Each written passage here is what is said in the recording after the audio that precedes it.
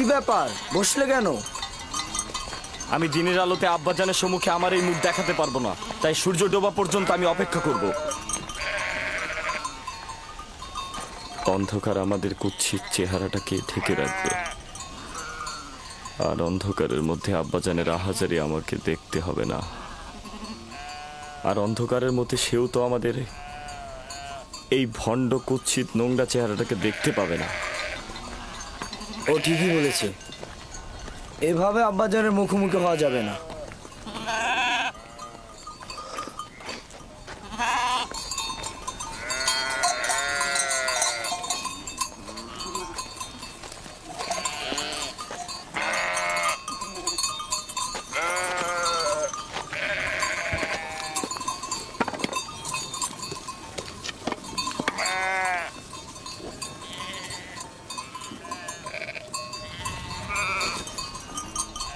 এই জামাটি ঠিক এভাবে আব্বাজানের নিকট নিয়ে যাওয়া ঠিক হবে না। সে জিজ্ঞেস করবে ইউসুফকে যদি নেকড়ে ছিন্ন ভিন্ন করে থাকে তাহলে এই জামাতে রক্ত কোথায়?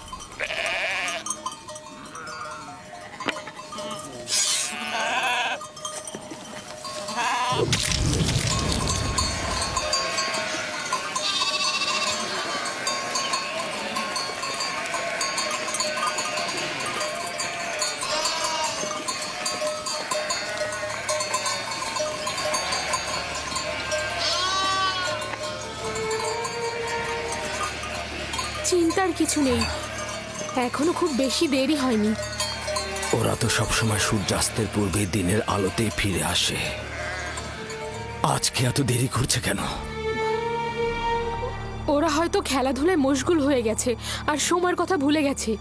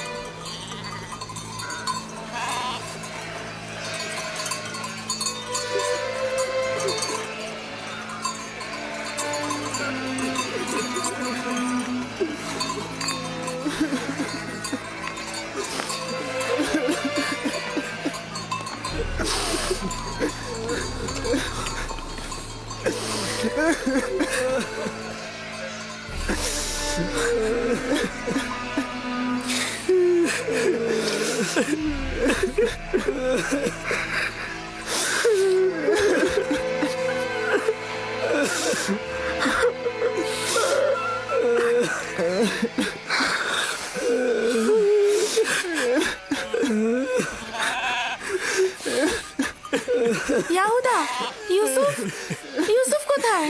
ইউসুফ, ইউসুফ আমার ভাই, ইউসুফ, ইউসুফ,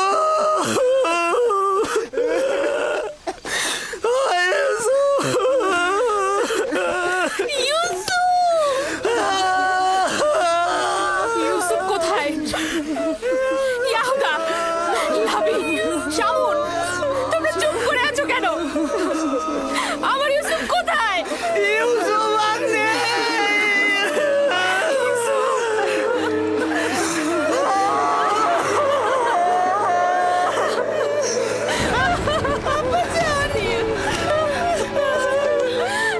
দেখো আব্বাজানের কি হয়েছে। আব্বাজান, আব্বাজান, আব্বাজান, আব্বাজান, আব্বাজান, তোমাদের সকল কাজ আমি ধূলিসাৎ করে দেবো যদি আব্বাজানের কিছু হয়। আব্বাজান, আব্বাজান, আপনি উঠুন। আব্বাজান, আব্বাজান।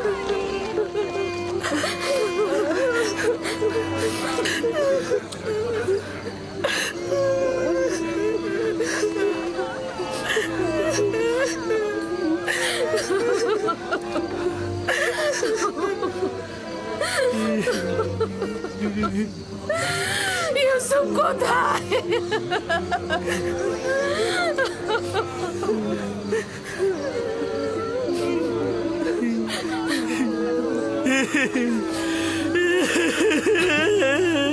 কি হয়েছে ইয়াহুদা? আমার ইউসুফ কোথায়? কি হয়েছে লাভি? লাভি কথা বলছো না কেন? আমার ইউসুফ কোথায়? খোদার কসম বলছি, আব্বাজানের থেকে আমাদের দুঃখ কোনো অংশে কম নয়। আমরাও কেন ইউসুফের সাথে মরে গেলাম না? বল কি হয়েছে? ওটা শোনার জন্য পাষাণ হৃদয় দরকার আব্বাজান। আমরা কিভাবে বলবো সেই কথা আপনাকে? তোমরা আমাকে বলো, সব ধরনের খবর শোনার জন্য আমি প্রস্তুত রয়েছি। তোমরা আমাকে বলো আমার ইউসুফের সাথে কি ঘটেছে। আমি আর আমার ভাইরা জানি না সঠিক কি ঘটেছে। ঘটনার সময় আমরা ওইখানে ছিলাম না। আমরা বিনোদন ও খেলায় মশগুল ছিলাম। আমরা স্থান কাল থেকে গাফেল ছিলাম। খেলতে খেলতে আমরা এক সময় বুঝতে পারলাম যে সন্ধ্যা হয়ে গেছে আর আমরা ইউসুফের থেকে অনেক দূরে চলে এসেছি। ইউসুফের দৌড়ানোর সামর্থ্য না থাকায় ও আমাদের খেলার মধ্যে ছিল না। ও আমাদের পোশাক ও জিনিসপত্রের কাছে বসেছিল। খেলাধুলা শেষে আমরা যখন ফিরে এলাম সেখানে ইউসুফের কোনো অস্তিত্বই পেলাম না। আমাদের পোশাক ও জিনিসপত্র ছিল, শুধুমাত্র ইউসুফই ছিল না। আমরা শুধু এই রক্ত মাখা জামাটি পেয়েছি। ইউসুফ আমার ভাই, ইউসুফ আমার ভাই। আমার ইউসুফের কি কোনো অঙ্গ প্রত্যঙ্গ অবশিষ্ট ছিল না যেটা নিয়ে আমি কাঁদতে পারতাম? কোনো অঙ্গ প্রত্যঙ্গ কি তোমরা খুঁজে পাওনি যেটা আমি কবর দিতে পারতাম? অনেক খুঁজেছি আমি, শুধু এই রক্ত মাখা জামাটি ছাড়া আর কিছুই পাইনি। একদম নিশ্চিহ্ন করে দিয়েছে। এই জামাটা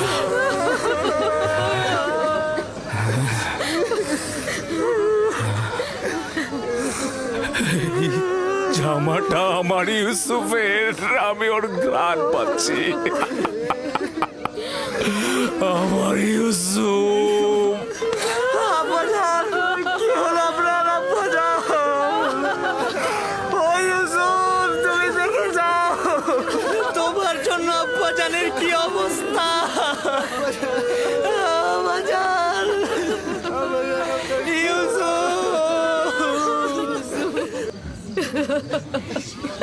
ও ইউসুফ,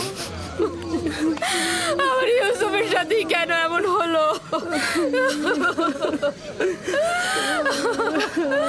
আমার বোনকে আমি এখন কি জবাব দেব? সে তার সন্তানদের ভার আমার উপরে দিয়েছিল। অভিশাপ দিচ্ছি ওই নেকড়েদের, ছাড়া তোকে ছিন্ন ভিন্ন করেছে। আমি তোর বেদনা কি করে সহ্য করবো?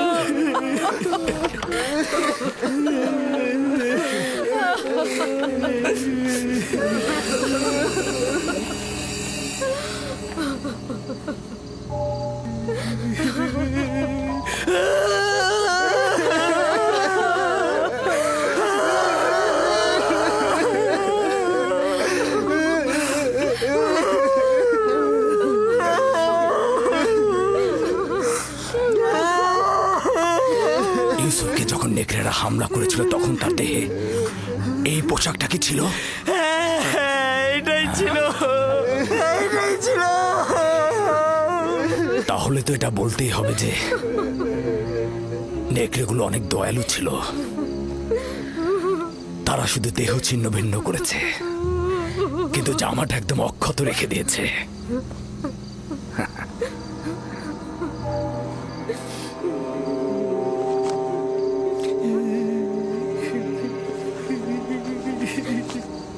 ইউসুফের খোয়াবি শেষমেশ সত্যি হলো। হে খোদার নবী, 10টি নেকড়ে ইউসুফকে ছিন্ন ভিন্ন করে ফেলল। না, ইউসুফকে নেকড়েরা ছিন্ন ভিন্ন করেনি, আর তার প্রমাণ হচ্ছে এই জামা। ইয়াহুদা, ইউসুফকে যদি নেকড়ে ছিন্ন ভিন্ন করে তাহলে জামা ছিন্ন ভিন্ন করেনি কেন? এ জামা কিভাবে অক্ষত অবস্থায় থাকলো? হ্যাঁ হ্যাঁ, তাই তো আমরাও ঠিক বুঝতে পারছি না আব্বাজান। হ্যাঁ তাই তো, এই জামাটা কিভাবে অক্ষত থাকলো? হ্যাঁ, এই ব্যাপারটা তো আমাদের মাথাতেই ঢুকছে না। কি হয়েছে আবার ইউসুফের সাথে? এটা কি করে সম্ভব? আমরা কিভাবে বলবো আম্মাজান? এটা তো আমাদের মাথাতেও ঢুকছে না। হ্যাঁ হ্যাঁ,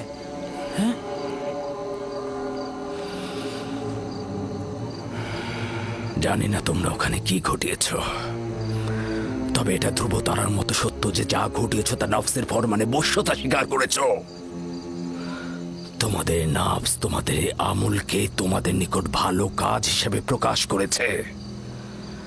নিঃসন্দেহে বলা যায় এই ঘটনায় শয়তানের হাত রয়েছে। আব্বাজান আমরা সত্যি কথা বলছি। আব্বাজান আমাদের বিশ্বাস করুন। আজব তো, আমরা কি করেছি? তোমরা আমানতের খেয়ানত করেছো। তোমাদের উচিত ছিল ইউসুফের প্রতি খেয়াল রাখা।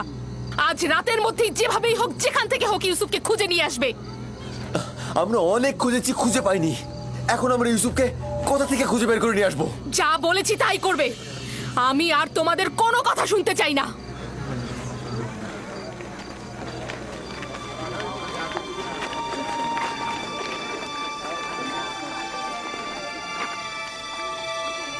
চলো সবাই, চলো ইউসুফের জন্য খোদার দরবারে মোনাজাত করি।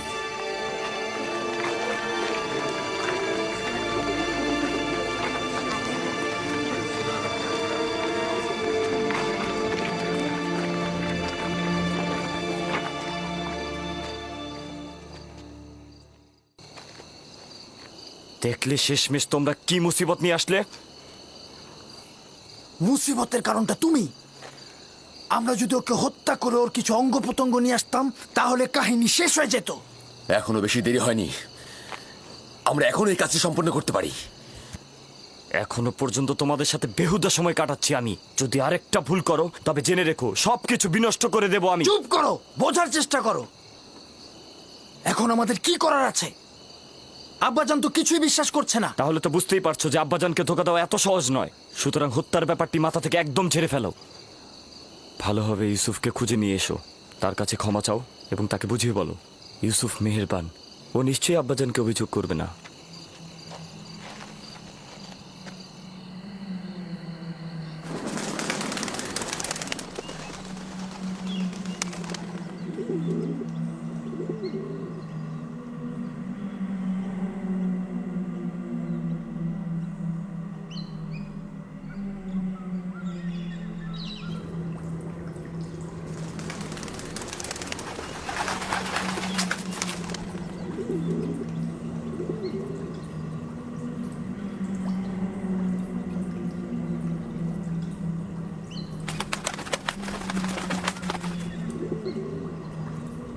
সালাম হে আদমের উত্তরাধিকারী, সালাম আদম।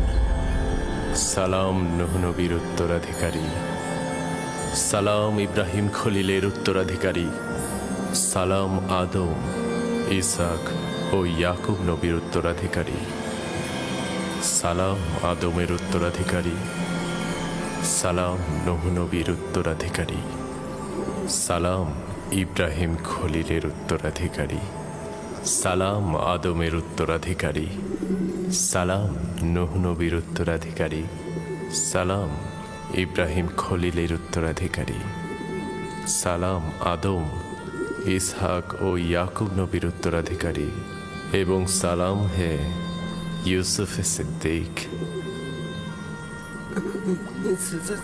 সালাম, আপনি কে?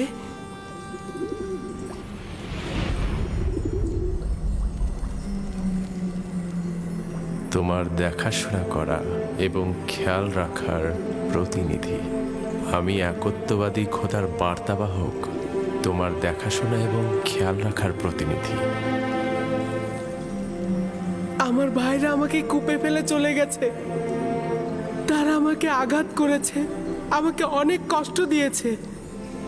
জানি, কিন্তু খোদাবন্দের ইচ্ছায় তোমার জখমের উপশম হয়েছে।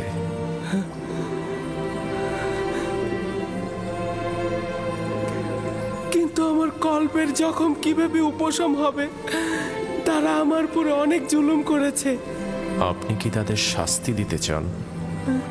না না, তারা তো আমার ভাই।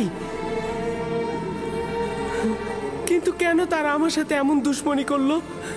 আমি তাদের কি ক্ষতি করেছিলাম? তারা বধকর্মের ভিত্তি স্থাপন করেছে।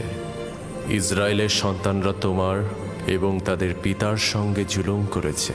এরপর থেকে তাদের সন্তানরাও আম্বিয়া হিসেবে আত্মপ্রকাশ করবে।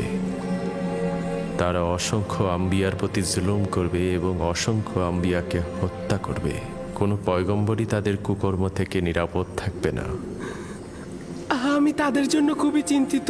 তাদের নিশ্চয়ই তওবা করা উচিত।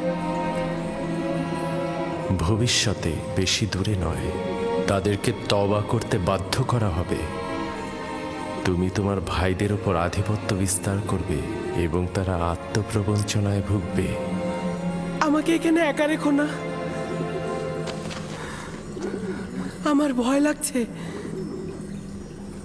ইউসুফের উচিত কষ্ট সহিষ্ণু হওয়া। একদমই ভুলে যেও না, যদি ইউসুফ গভীর কূপে পতিত না হয় তবে সে মাকামে মুআজ্জমে পৌঁছতে পারবে না।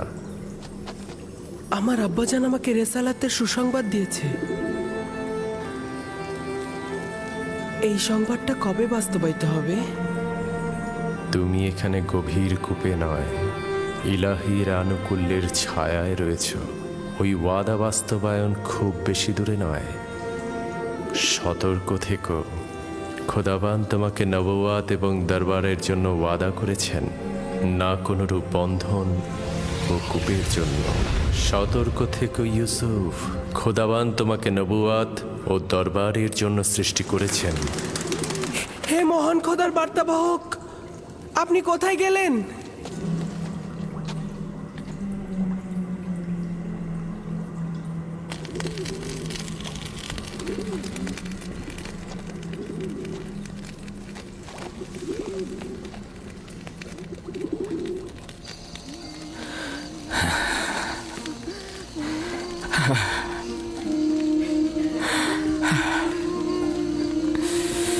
জানি আমার ইউসুফকে নেকড়ে খায়নি, কিন্তু তার উপরে কি বলা মুসিবত এসেছে তা জানি না।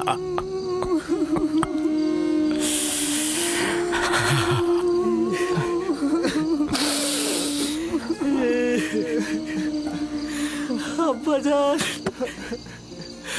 আব্বাজান,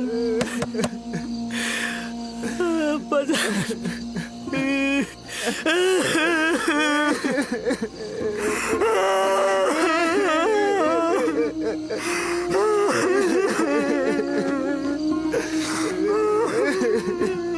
আসলে আমরা অন্তরালে হাজার চেহারার অধিকারী, ভণ্ডামি আর প্রতারণার খেলা খেলছি। দরজা খুলুন আব্বাজান। জানি বিশ্বাস করছেন না আমাদের কথা, কিন্তু আমি মহান খোদা তাআলার কসম কেটে বলছি আব্বাজান, আমি সত্যি বলছি, আমি সত্যি বলছি আব্বাজান, কসম কেটে বলছি।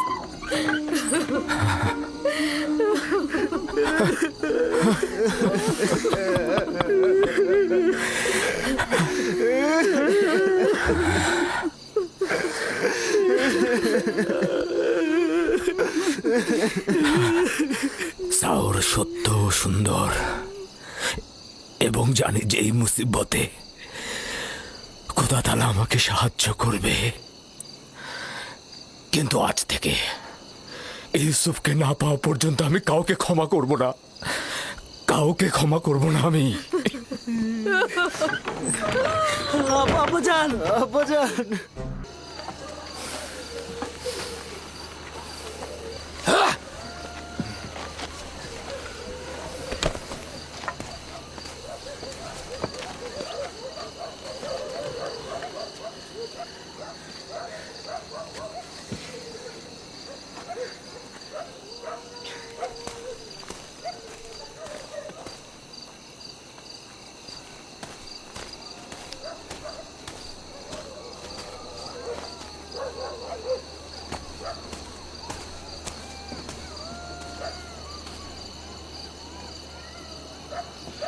আমি আব্বাজানের এই অবস্থার কিছুতেই সহ্য করতে পারছি না। আমি এখনই মরুভূমিতে যাবো আর ইউসুফকে সঙ্গে করে নিয়ে আসবো।